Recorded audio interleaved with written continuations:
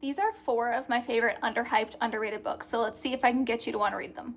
This is A Bargain So Bloody, and Raphael and Samara are just the funniest, most ridiculous duo. They are such a mess. They do not have any idea how to communicate with each other half the time. They cannot admit that they like each other. They can't admit to themselves that they like each other. And it's just hilarious to watch because he's a ridiculously possessive vampire, and she's a little bit just like trying to discover the world for the first time because she's been locked in a prison most of her life. So watching them try to figure each other out is just the funniest thing in the world, and there's just so many twists and turns in this book, and I absolutely love it. This is Swordheart, and if you're sick of every protagonist in the books that you read being in like her teens and early 20s, you're really gonna like this because this character, she's in her 30s and she's just done. Like, she's done with everything. She just wants to be at peace. She just wants like a calm life. She's over all the drama, but yet she keeps getting pulled back into it.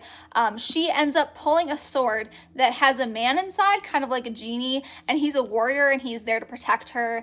And it just gets very chaotic and over the top because she's trying to help him get out of this sword, and he's just trying to help her get out of her situation. And there's just some interesting like banter and chemistry between these two, and it's a really interesting read.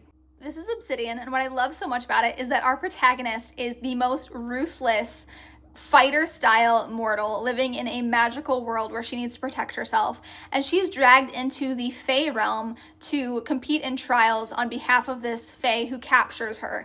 But he is completely terrified of her and also obsessed with her, and so are all the other Fae. They're terrified of her because she's scary. She is ruthless, she is a fighter, and she is taking down immortals and people who she has no business taking down because she is that ruthless and sneaky and deceptive and just like seriously threatening, and it's so interesting to read about. This is Taurus season, and the best way I can describe this book is a mix between a Hallmark Christmas movie and a true crime doc. Super bizarre, I know. I love this book because it is so weird, okay? Every main character in this book is a serial killer. They all have secrets, but they're all somehow likable. They have interesting dynamics together. You're watching two of the main characters fall in love despite the fact that they're both aware that they're serial killers. Like, they know each other are serial killers, but they don't know why. They don't know like the backstory, but still they're falling in love. And it's just like a very bizarre story and super entertaining and hilarious, and their banter is top notch. They are just such a weird couple, and I ship it so hard.